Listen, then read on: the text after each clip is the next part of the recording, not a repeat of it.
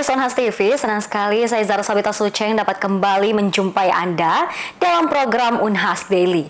Dalam beberapa menit ke depan kami akan menyajikan berita-berita teraktual hanya untuk Anda.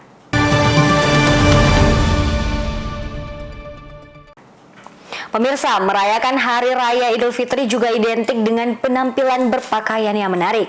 Untuk tahun 2025 ini memunculkan beberapa tren baju lebaran di kalangan mahasiswa. Seperti apa itu? Simak informasi berikut ini. Warna burgundy menjadi salah satu pilihan warna bold yang populer lantaran memberikan kesan mewah dan elegan. Warna-warna soft seperti krem dan palet pastel tetap digemari karena kesannya yang lembut dan menenangkan. Kombinasi antara warna bold pada aksesoris atau outer dengan busana berwarna soft menciptakan harmoni yang menarik.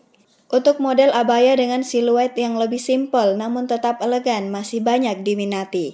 Tunik dengan detail yang minimalis namun modern juga menjadi pilihan praktis dan stylish. Pilihan dengan penambahan outer seperti kimono atau rompi panjang berbahan ringan memberikan dimensi lebih pada penampilan lebaran.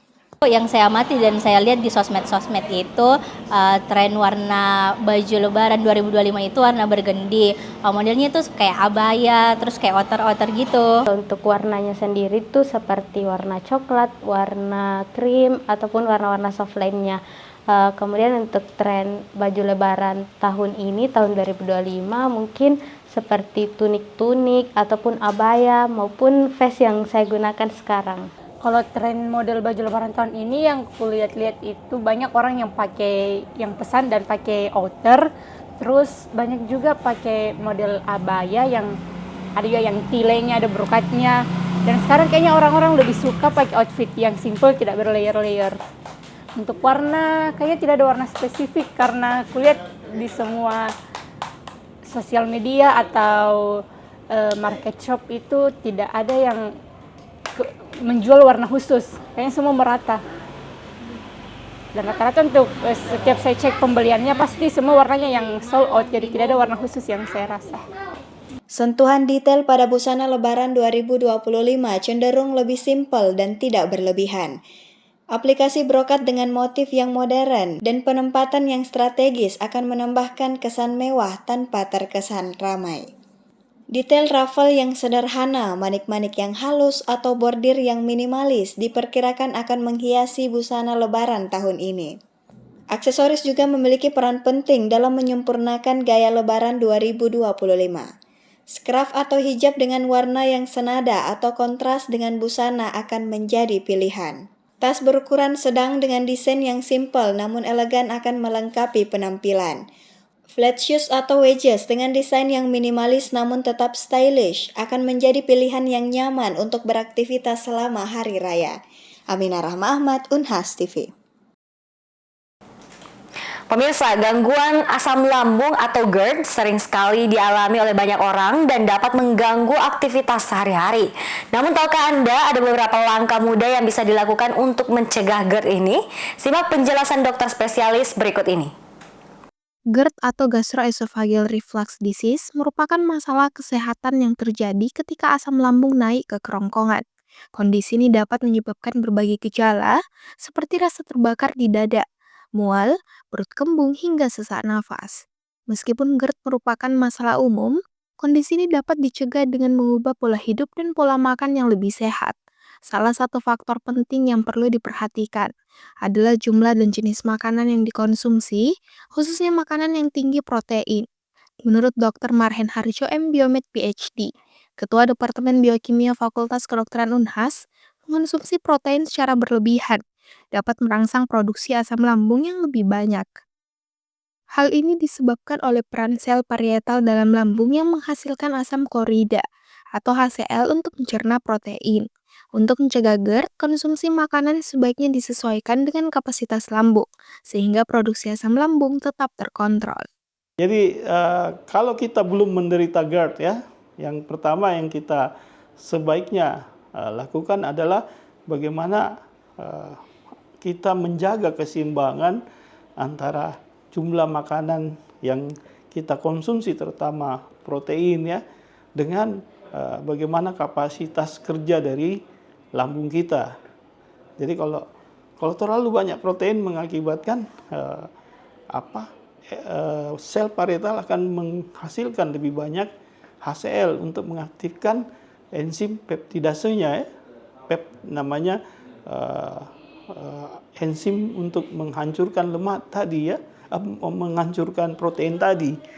Nah, kalau kita tidak mengkonsumsi terlalu banyak, terlalu berlebihan, maka juga normal-normal saja, tidak akan terjadi reflux. Jadi hindarilah makanan yang berlebihan. Kemudian yang faktor kedua yaitu tadi saya bilang stres. Kalau orang stres, maka itu asam lambungnya pasti akan meningkat.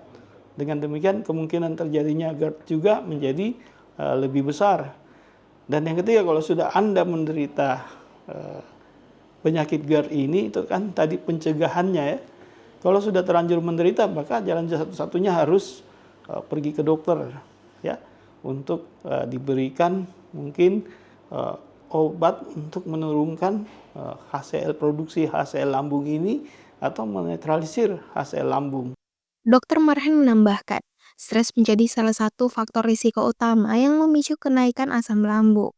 Saat mengalami stres, tubuh melepaskan hormon kortisol yang dapat memicu peningkatan produksi asam lambung dan melemahkan katup kerongkongan, sehingga asam lambung lebih mudah naik ke atas. Jika GERD sudah terlanjur terjadi, pengobatan dapat dilakukan dengan konsultasi ke dokter untuk mendapatkan penanganan yang tepat. Penggunaan obat penekan asam lambung atau obat penetralisir asam menjadi salah satu opsi untuk meredakan gejala dan mencegah komplikasi yang lebih serius. Selain itu, kebiasaan sehari-hari seperti tidak langsung berbaring setelah makan, menghindari pakaian ketat, menjaga berat badan ideal, dan mengurangi konsumsi makanan pemicu juga dapat membantu mencegah GERD. Dengan pola hidup yang sehat dan pengelolaan stres yang baik, mampu meminimalkan risiko GERD dan menjaga kesehatan pencernaan secara optimal. Feni Septiani Samuel, Unhas TV. Keselamatan berkendara menjadi perhatian utama di lingkungan kampus Universitas Hasanuddin. Dua faktor utama penyebab kecelakaan yaitu unsafe act and unsafe condition menjadi sorotan untuk mencegah terjadinya kecelakaan di lingkungan kampus. Keselamatan berlalu lintas di kampus tidak hanya menjadi tanggung jawab individu, tetapi juga seluruh komunitas akademik. Dengan jumlah kendaraan yang semakin banyak, kepatuhan terhadap aturan berkendara menjadi kunci untuk menciptakan lingkungan yang aman dan nyaman bagi semua pengguna jalan. Karenanya Universitas Hasanuddin terus berupaya mengedukasi mahasiswa agar lebih sadar akan pentingnya keselamatan berkendara, di mana kecelakaan sering dipicu perilaku berkendara yang tidak aman. Menurut Kepala Subdirektorat K3 Unhas, Profesor Dr. Lalu Muhammad Saleh SKM MKes, kecelakaan seringkali terjadi akibat perilaku berkendara yang tidak aman atau unsafe act. Beberapa contoh unsafe act itu, yakni tidak menggunakan helm, melaju dengan kecepatan di atas batas yang ditentukan, serta mengendarai motor tanpa memastikan kondisi kendaraan dalam keadaan baik. Ia mengingatkan mahasiswa untuk rutin memeriksa kendaraan sebelum digunakan, memastikan rem berfungsi, dan mengecek ketersediaan bahan bakar guna menghindari masalah di jalan. Pertama, kan two factor teori adalah kecelakaan itu terjadi karena unsafe act dan unsafe condition. Nah, kalau kita melihat unsafe act ini adalah perilaku berkendara yang tidak aman. Contohnya, tidak menggunakan helm. Yang kedua, teman-teman tidak berkecepatan melebihi batas yang diberi kewenangan. Misalkan di kampus 30, jangan lebih dari 30. Yang ketiga, periksa motornya. Jadi teman-teman periksa motornya sebelum berangkat. Jangan motor rusak dibawa. Nanti di jalan bikin masalah. Itu juga jadi perilaku kita sebelum berangkat diperiksa semua. Motornya, masih ada bensinnya enggak? Sudah diperiksa secara rutin lah kendaraannya. Tidak boleh motor itu dibiarkan dipakai saja tanpa servis. Ada dong konsekuensi investasi untuk menjaga diri dengan merawat motor. Itu yang paling krusial. Yang kedua itu helmnya sama kecepatannya. Tolong diperhatikan. Selain faktor perilaku, unsafe condition atau kondisi yang tidak aman turut berperan dalam risiko kecelakaan. Prof lalu menyoroti kondisi jalan yang tidak baik serta kurangnya rambu-rambu lalu lintas sebagai faktor yang dapat meningkatkan risiko kecelakaan. Meskipun pihak universitas terus berupaya memperbaiki infrastruktur jalan, mahasiswa diimbau untuk tetap berhati-hati dengan mengurangi kecepatan di area jalan rusak, serta mematuhi rambu-rambu lalu lintas yang telah disediakan. Profesor lalu juga menyoroti kebiasaan mahasiswa yang kerap ngebut akibat jadwal kuliah yang padat. Ia pun mengimbau agar mahasiswa dapat mengatur waktu dengan baik, sehingga tidak perlu terburu-buru di jalanan yang dapat membahayakan diri sendiri dan pengguna jalan lainnya. Andrea Ririn Karina, Unhas TV. Keberhasilan seorang pengusaha muda tak lepas dari komitmen dan semangat pantang menyerah. Founder Roti Bakar Yapai pun berbagi tips bagi perintis usaha. Bagaimana keteguhan mampu mengantar kesuksesan di dunia usaha. Simak informasinya untuk Anda. Memulai perjalanan sebagai pengusaha muda bukanlah hal yang mudah, namun bukan pula sesuatu yang mustahil. Sosok Febian Jaya, founder Roti Bakar Yapai, dapat menjadi inspirasi bagi banyak anak muda untuk berani melangkah dan merintis usaha sejak dini. Di usianya yang masih tergolong muda, Febian telah membuktikan bahwa konsistensi dan ketekunan mampu membawanya menapaki tangga kesuksesan sebagai salah seorang pengusaha muda. Menurut Febian, kunci pertama yang harus dimiliki oleh setiap perintis adalah komitmen. Yang dimaksud dengan komitmen adalah bertahan di jalan yang telah dipilih, apapun tantangan yang menghadang. Ia menekankan bahwa ketika seseorang sudah memutuskan untuk menjadi pengusaha, maka tidak boleh setengah-setengah. Seorang pengusaha harus siap dengan segala risiko dan tetap bertahan meski terkadang jalan yang ditempuh terasa berat. Akan sering adanya pelatihan wadah untuk anak muda untuk pelatihan leadership, bahkan untuk pelatihan kewirausahaan, karena dari pengalaman itu insya Allah menjadi bekal di suatu saat nanti. Kalau tipsnya sendiri Kak, bagi usahawan-usahawan yang masih merintis karirnya saat ini. Oke, kalau tips dari saya sih yang pertama kita harus komitmen dengan jalan yang kita pilih. Kita mau jadi pengusaha, apapun yang terjadi harus bertahan. Selain komitmen, Febian juga menyarankan agar setiap calon usahawan muda memiliki tujuan yang jelas serta visi jangka panjang.